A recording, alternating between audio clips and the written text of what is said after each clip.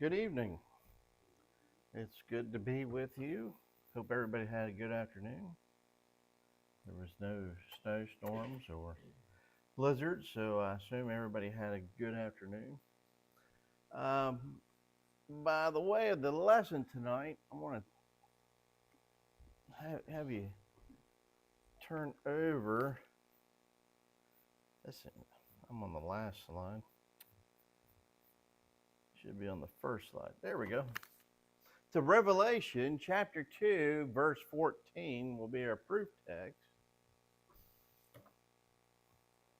Over here in at the beginning of the book of Revelations says, "But I have a few things against you, because you have there there those who hold to the doctrine of Balaam,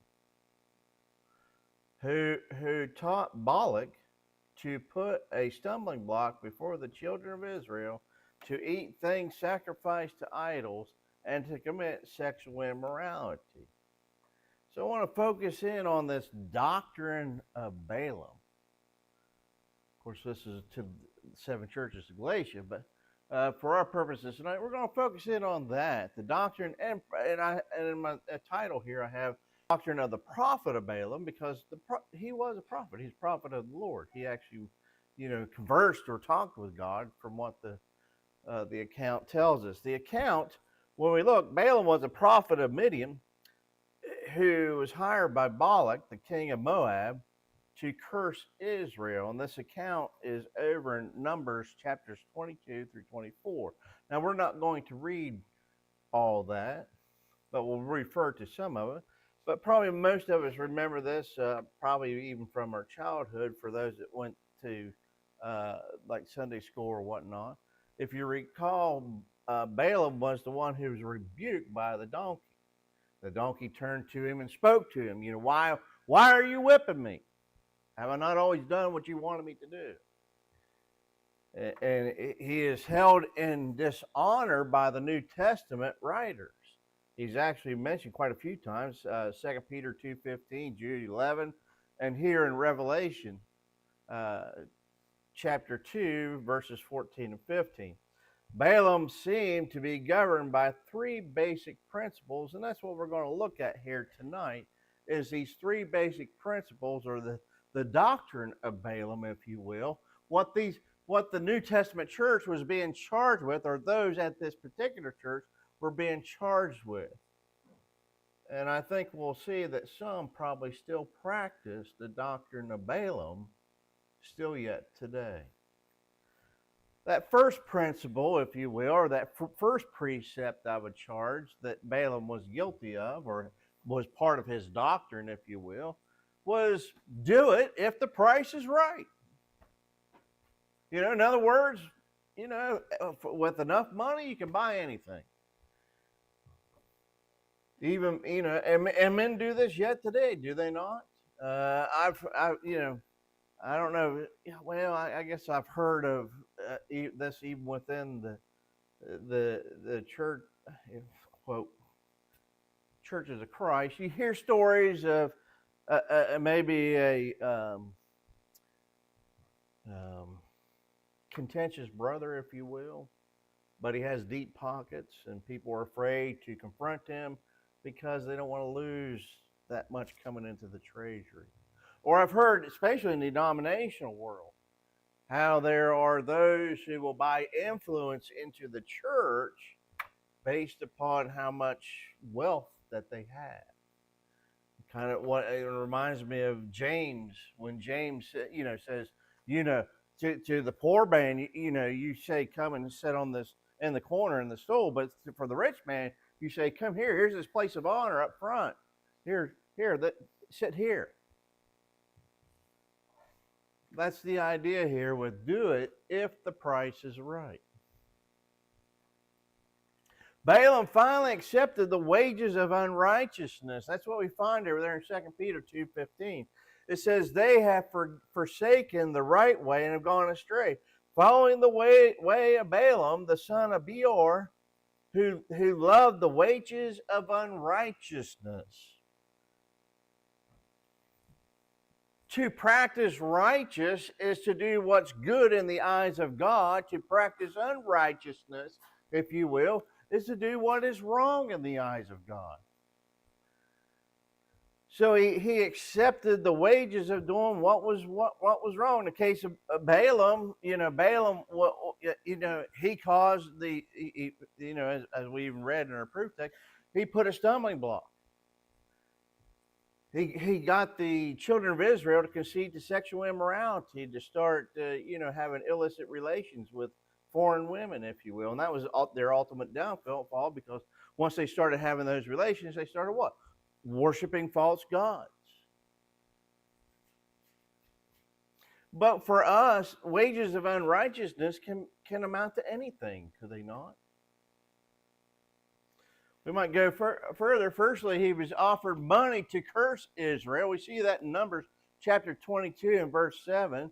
It says, so the elders of Moab and the elders of Midian departed with the diviner's fee in their hand, and they came to Balaam and spoke to him the words about Balak was, if I recall correctly, Balak was concerned. Here's this huge horde of people. They're coming my way. They've taken over all these lands. They're going to take my land. We can't have this. We got to get rid of these people. Well, there's this guy named Balaam. Maybe he can do something. And so that's what they were doing. They were sending him money. Hey, will you take care of these people? Will you curse them? Could you cause them to have this favor amongst their God so that they don't overtake us? Secondly, he was offered flattery to curse Israel. We see that in verse 15. So maybe the price of gold and silver wasn't enough. Maybe he sought praise amongst men. Positions of authority, if you will. There in verse 15 of Numbers 22 says, then Balak again sent princes more numerous and more honorable than they. So he sent all these prestigious people to what? Oh, you're such a great guy. Oh, do us this favor. If you do this favor, I'll be king one day. You can be on my council. Whatever it might be. You can imagine all the deal making, because it wasn't just one prince. It says numerous princes. Probably, oh man, you're this great holy man. Oh, you're awesome. And then thirdly, he was offered honor and prestige. So I guess they offered him a bribe, if you will. That couldn't get him. Then the princes flattered, they give him flattery, said how great you were. And then they offer him honor and prestige. It says, for I will certainly honor you greatly, and I will do whatever you say to me. Therefore, please come curse the people for me. So this is the king speaking. Honor and prestige. You'll be my right-hand man. If you do this, we'll be partners. And we see this certainly in today's world. Certainly see it outside the church. And we certainly probably hear of it within churches, or quote unquote churches. Look at all the conspiracies that were covered in the late 80s, early 90s in the denominational worlds. What was it? The bakers and those, they kept these illicit unrighteousness, closed, whether it be illicit relationships with minors or whatever. And then they had their henchmen working for them, right? I say henchmen, but they had men close to them that would go and hush people, pay them off, or threaten them This can't get out. He had a moment of weakness. Can't hold this against him. Pressure them. And I would say that's not uncommon, so it happens in the world daily. So it happens, like saying, and it probably happens within the church. Well, brother so and so, he does a lot for the church. We don't want to offend him, or don't want to get in trouble. We don't want to lose that money. Whatever the case may be. Whenever the price is right, we'll do it.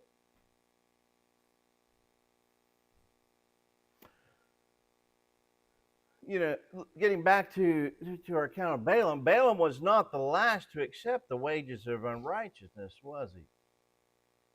Like I say, as we was using it, some of the best teachers and preachers that money can buy. I remember talking to one guy that was, and I'm not going to mention names, and it wasn't around here. It was down south. But church was struggling, going through some personality conflicts or whatnot. And he was worried about getting involved. I can't afford to move. I can't afford to go to another congregation. I mean, standing on the side of their unrighteous. What does that have any bearing with standing on the side of righteousness? Being able to afford housing or coming out of pocket some more expenses, if you will. If anything, the scriptures teach is that we may very well, and we will have to suffer some type of loss in this world in order to receive that crown on the other side. So maybe it's monetary loss, maybe it's loss of loved ones, whatever it might be. We should count it as rubbish, right, and stand on the side of the Lord. I mean, that's what's taught. But when it comes right down to it, how many brethren are willing to? The price becomes too steep. I can't go there. I might be able to do it for this much, but I can't do it for that. It becomes a sad affair, does it not? Consider what Peter was dealing with there in 2 Peter chapter 2. Beginning there in verse 1, it says, "But there were also false prophets among the people, even as there will be false teachers among you, who will secretly bring in destructive heresies, even denying the Lord who brought them, and bringing on themselves swift destruction. And many will follow their destructive ways, because of whom the way of truth will be blasphemed. But covetousness, they will exploit you with deceptive words. For a long time their judgment has been idle, and their destruction does not slumber." Look at that. And there in verse 2, "And many will follow their destructive ways, because of whom the way of the truth will be blasphemed. By covetousness they will exploit you." By covetousness. Getting back to those three things that whether it be money, honor, or positions of authority, that corrupts all men, and it happens within the church as well. Continuing there in verse 12 of that chapter, "But these, like the natural brute beasts made to be caught and destroyed, speak evil of the things that they do not understand, and will utterly perish in their own corruption, and will receive the wages of unrighteousness, as those who court in pleasure to carouse in the daytime. They are spots and blemishes, carousing to their own deceptions while they feast with you, having eyes full of adultery, and that cannot cease from sin, enticing unstable souls. They have a heart trained in covetous practices, and are accursed children. They have forsaken the right way and gone astray, following the ways of Balaam the son of Beor, who beloved the wages of unrighteousness, but he was rebuked for his iniquity, A dumb donkey speaking with a man's voice restrained the madness of the prophet.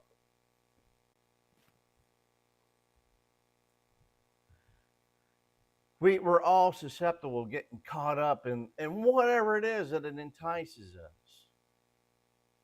And we got to be careful. We got to always stand on the side of the Lord, not give in to the ways of the flesh. Who knows what the price is for you to go astray? For some, they can withstand everything, right? They can always stay on the side of the Lord. But for some, it just takes a little bit. For the children of Israel, it was sexual immorality. They brought probably some beautiful women to the men of Israel and said, "Hey, look at these ladies that are over here. Ooh, I'm going to go over there. Here, would you worship my gods? You know, we can get married and do this and do that, but you got to accept my religion."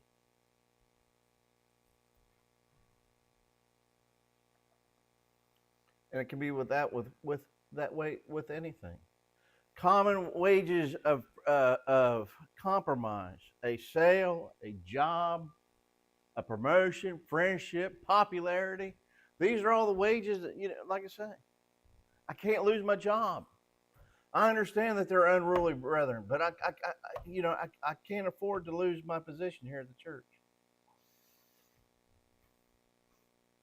Well, I would speak out against these things, but I don't want people to see me in an unfavorable eye. I like being the popular guy.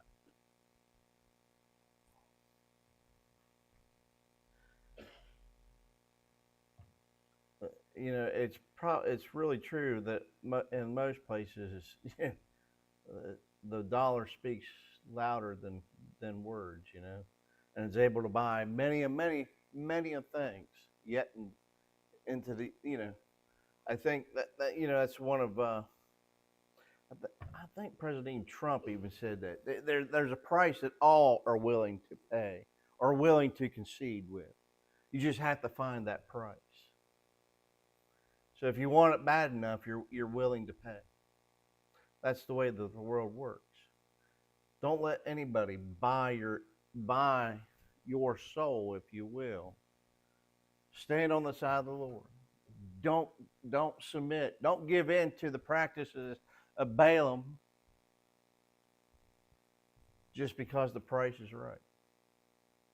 Because your soul will be required of you if you do. The second one that I think that Balaam practiced, as I read through the scriptures, is that decide what you want, then call on God to sanction it. Decide what you want, then call on God to say it's okay. So, what's he talking about? Asking God to sanction your deeds. In other words, now in today's world, well, we'll get into that. In today's world, it's pretty easy to flip through the Bible and find a proof, make a proof text, if you will, pull something out of context and make a doctrine out of it. People do it all the time. Balaam was determined to go with Balak, but he also wanted God's permission. So at first, God told him not to go. Balaam apparently submitted to God. That's what we see there in Numbers chapter 22, verse 14. And the princes of Moab rose and went to Balak and said, Balaam refuses to come with us. So after he was enticed by the princes, because God came to him and says, don't do this. Don't get involved. This is not what I want you to do. Leave the children of Israel alone, is what he was told. However, was that good enough for Balaam? Did Balaam, listen to God? Did it only take? No. Because when we get to verse 19, we see that he still wanted to be rewarded for going. So he sought God's permission again. So he asked again. God told him once before. You would have thought that would have been good enough. But no, Balaam asked again there in verse 19. It says, now therefore, please, you also stay here tonight, that I may know what more the Lord will say to me. He's speaking to these men coming from Moab. Stay here the night. And I want to see if God speaks to me in my dreams again.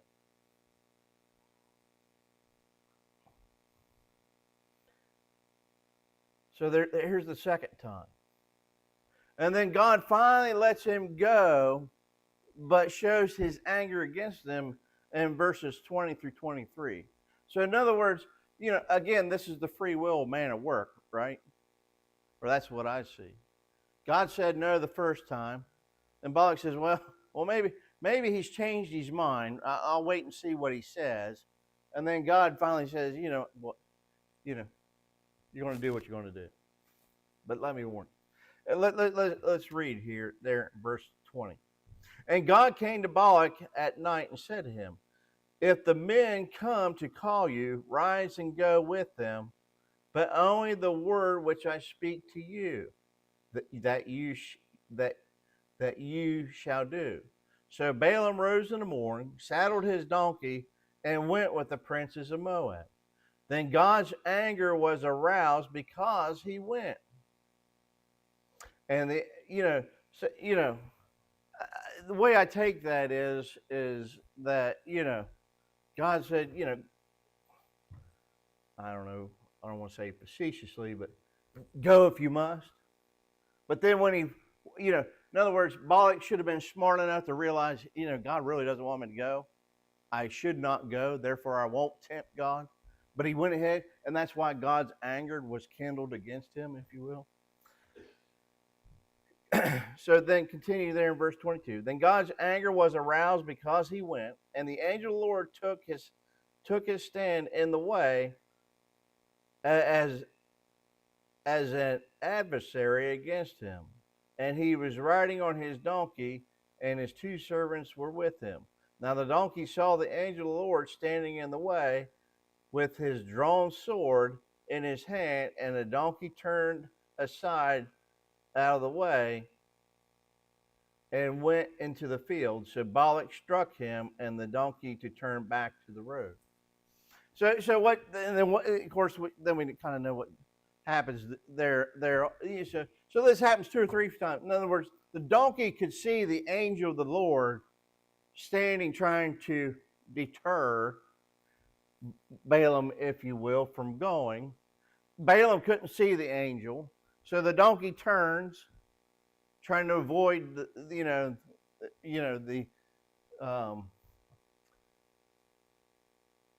angel, and Balaam gets mad and strikes him. And he goes back, sees the angel again, strikes him, and then finally he says, well, why are you hitting me? And then Balaam, it finally keys in on Balaam what's going on. So in other words, so what Balaam was wanting to do, Balaam wanted to go all along. Balaam was really enticed by these things that they were offering him. And that's what he really, really wanted. But he was also smart enough not to go against God. I will only do it if God says that I can. So God pretty much says, go if you got to. And so he goes. And then God, gets upset, sends an angel down there and says, try to keep him from going. People often decide what they want to believe or do, then they try to get God's rubber stamp on it. And that's what Balaam was doing. And that's not unlike what we see yet today being practiced by many. Beside how they want to be saved, then they look for scriptural approval. Like I say, they'll search the scriptures and they'll pull something out of context, or they'll look around for a church that does what they. Oh, that sounds good over there. I don't have to get my whole body wet. I can just get sprinkled. Let me go over there. I like that. They decide how they want to worship God, then they look for that scriptural approval. Again, they look for approval. They look for a way in the scriptures. And there's not that you probably go out there in the denominational world and nobody's going to sit there and say that they made things up. No, they pull things out of context and they kind of make up their own rules out of a pretext. How many people do we know that are that marry unscripturally or unwisely, knowing full well what the scripture says? Or all of a sudden they'll have, I've had a revelation. That's not what the Bible's saying. The Bible's saying this. It's okay.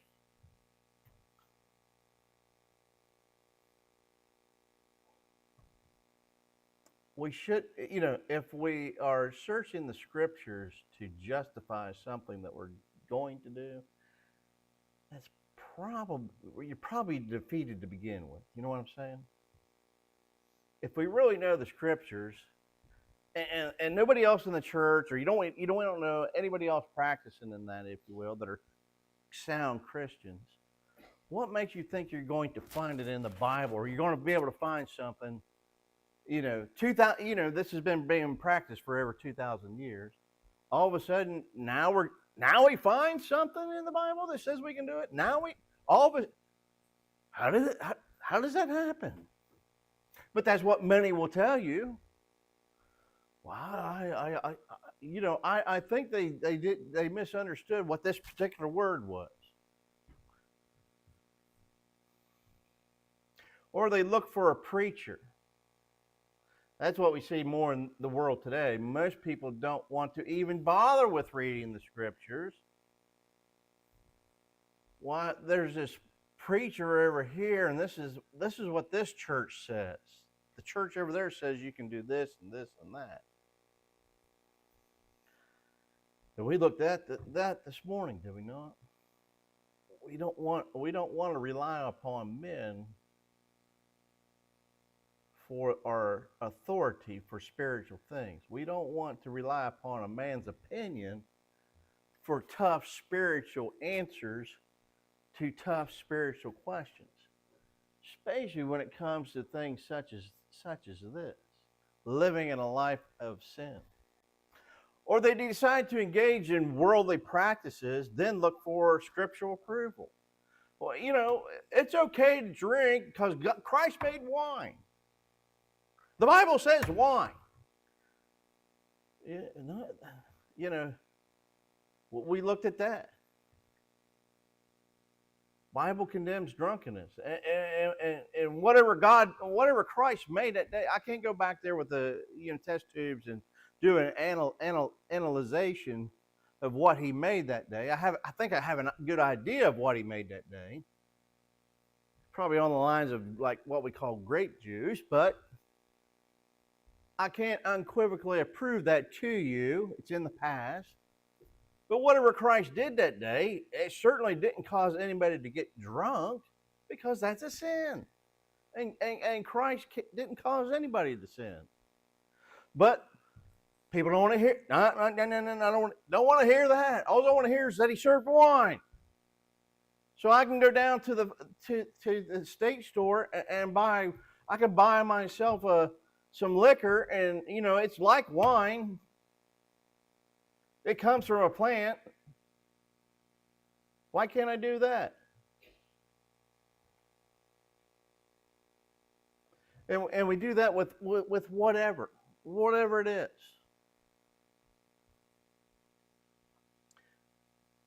Or we find approval as a judgment of God for not loving the truth. 2 Thessalonians chapter 2, verses 10 and 12 says, "And with all unrighteous deception among those who perish, because they did not receive the love of the truth, that they might be saved. And for this reason, God will send to them strong delusions, that they should believe the lie, and they may be condemned who did not believe the truth, but had pleasure in unrighteousness." So yeah, if you really want to engage in this stuff up here, God's going to allow you. God will even probably make a way for you to do it. Now, granted, God doesn't cause anyone to sin, but he will allow those strong delusions to come your way so that you may be deceived. So you can get caught up in your deception, in your enticements, if you will. James says, wherever there is desire, there is sin. So instead of looking for God to sanction our desires, we need to desire righteousness and not get caught up into this. But that's exactly what Balaam did. Balaam didn't accept God's answer the first time. Didn't like what he had to say the second time. So he acted upon it the third time. The last one that I see that Balaam practices is that if you want to defeat God's people, then get them to defeat themselves. Let that sink in there for a minute. If you want to defeat God's people, then get them to defeat themselves. In other words, get God's people to defeat themselves. Balaam finally found a way to get Israel to curse itself, if you will. Look over there at Numbers chapter 24, verse 14.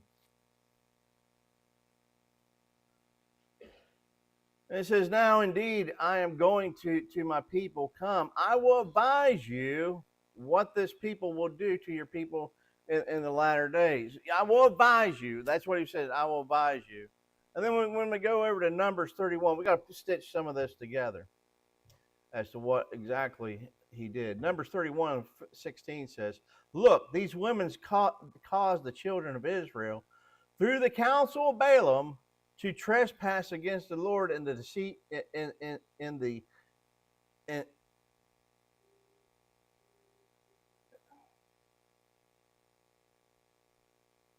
stuck on that word, in the incitement of Peor, and there was a plague among the congregation of the Lord. So the women caused the children of Israel. That's basically, like I said, hey, Balak, king of Moab, send all your good looking women over here to the men of Israel. And that's what we see here, that the women caused the children of Israel through the counsel of Balaam to trespass against the Lord at the incident of Peor. And then there in Numbers 25:1-3, it says, now Israel remained in Achaia Grove, and the people began to commit harlotry with the women of Moab. They invited the people to the sacrifices of their God, and the people ate the bowed down to their gods. So Israel was joined with Baal of Peor, and the anger of the Lord was aroused against Israel. So, like I say, he sent these beautiful women. They persuaded, hey, we'll be with you, but first you got to worship our God. You got to accept the way that we live. Yep, got it. I can do it. These women are really beautiful. I want to do that. I want to be with these women. So, I'll worship that. Yep, sure, no problem. And it caused a plague amongst the people, and many were died, and so forth and so forth. And Balaam goes down in infamy, right? So Balaam didn't go out there. He didn't stand up there and curse the people like he was first charged to do. He didn't incite war against them. He didn't do any of that. He just said, send over your most beautiful women and tell them to do these things. And I guarantee you the men they'll bow down to them and worship them.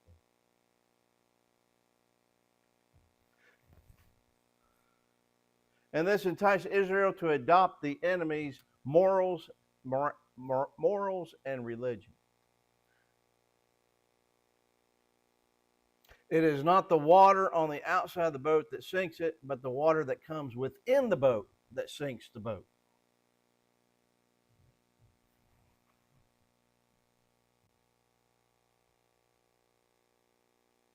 In other words, and this game of warfare is still being played yet today.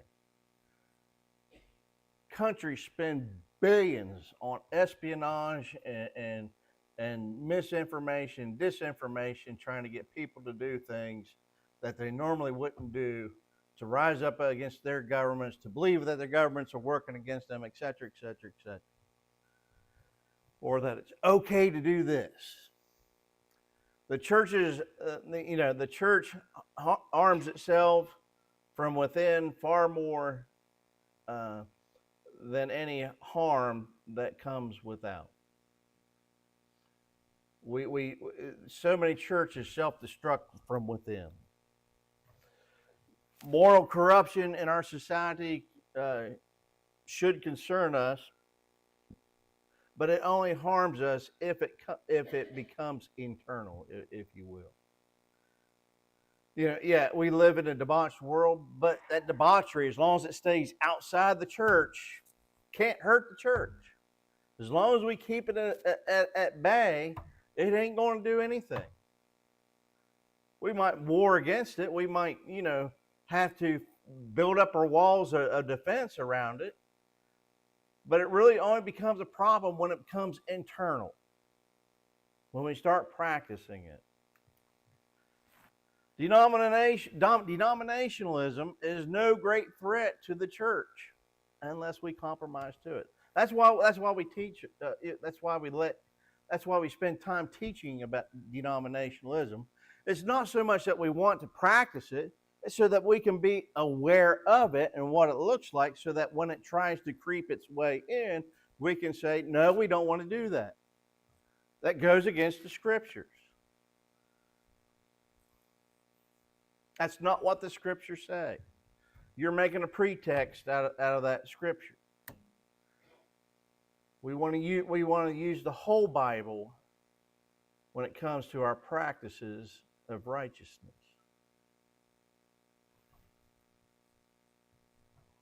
So that's the lesson. So like I say, just as the Church of Asia was charged with practicing the doctrine of Balaam, the doctrine of Balaam is still at large yet today, and there are congregations that fall to its deception, if you will. There's individuals that fall to the doctrine of Balaam still yet today. So do not sell out your convictions for anything. There's Christ asks, what price are you willing to pay for your soul? And of course, we know that question, we should be willing to give anything for our soul. Well, we don't have to give anything for our soul. We just have to do what is right in the sight of God in order for our souls to be preserved. We freely give it up. And we seek God's will first, then decide to do what He wants at all costs. In other words, don't go searching the Scriptures to justify what I'm about to do. Study the Scriptures and see what God wants you to do, and then live that way. It really is that simple. I know it's hard in practice, but it is that simple in application. Then the third thing to do is keep yourself pure. And if we keep ourselves pure, then the church is going to be pure. And we don't have to worry about internal corruption, because internal corruption starts within the individual. And then it's usually like a cancer, it spreads from there. So every downfall of every church has started with one individual at some point, sometime. So if we keep ourselves pure, then it should keep the congregation pure. So that's the lesson on the doctrine of Balaam. Now we want to extend the invitation. The invitation is your